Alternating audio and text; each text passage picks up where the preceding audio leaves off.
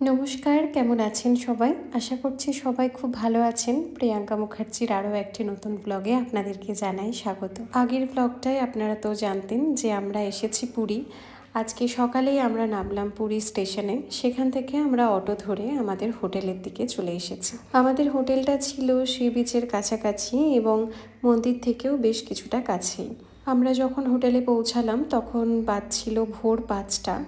আর সেই সময় পুরীটা অনেকটাই শান্ত বলবো না, কিন্তু বেশ স্নিগ্ধ ছিল। হোটেলে আসার পরেই যাবতীয় যা কাজ ছিল রিসেপশনে সেইগুলো সব কিছু কমপ্লিট করেই আমরা এবার হোটেলের রুমের দিকে যাব, তার কারণ আজকেই আমাদের মন্দিরে পুজো দেওয়া এবং দর্শন দুটোই রয়েছে।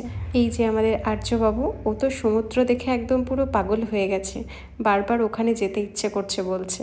আমরা যেহেতু আগে কখনো পুরীতে আসিনি, তাই পুরীর সমুদ্রটা দেখে এত ভালো লাগছিল, এত বড় বড় ঢেউ যে ওখান থেকে চোখই আর সরছিল না।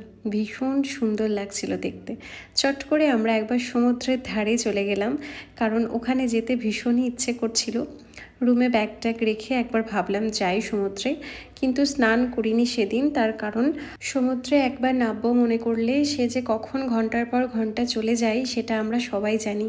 সেই কারণে সময় নষ্ট করতে চাইনি, একটু বিচের কাছাকাছি থেকে একটু পা ডুবিয়েই চলে এসেছি। এখানে বেশ কিছুক্ষণ সময় কাটানোর পরেই আমরা হোটেলে চলে এসেছিলাম এবং সেখানে স্নান টান করে নিয়ে আমরা পুরোহিতকে ফোন করলাম যে যিনি আমাদের পুজোটা আমাদেরকে দিয়ে দেবেন। এই যে রেডি হয়ে গেছি, এবার যাব মন্দিরের উদ্দেশ্যে।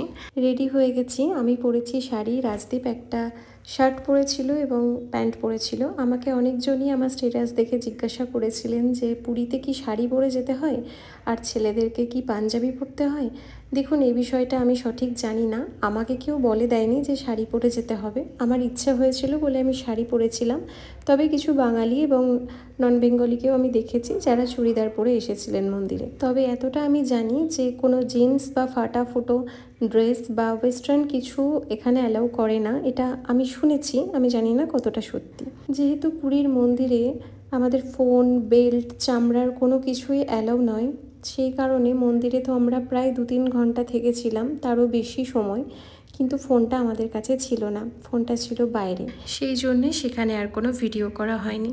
মন্দির থেকে চলে আসার পরেই আমি একটু সমুদ্রে গেছিলাম, খুব ভালো লাগছিল। এই সময়টা হলো বিকেলবেলা, সেই সময় আবার একবার মন্দির চত্বরে আমরা এসেছিলাম।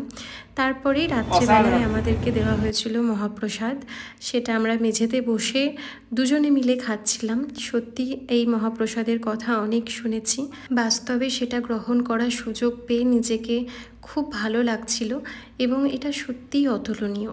আজকের ভিডিও এতটাই, সবাই ভালো থাকবেন, সুস্থ থাকবেন, জয় জগন্নাথ।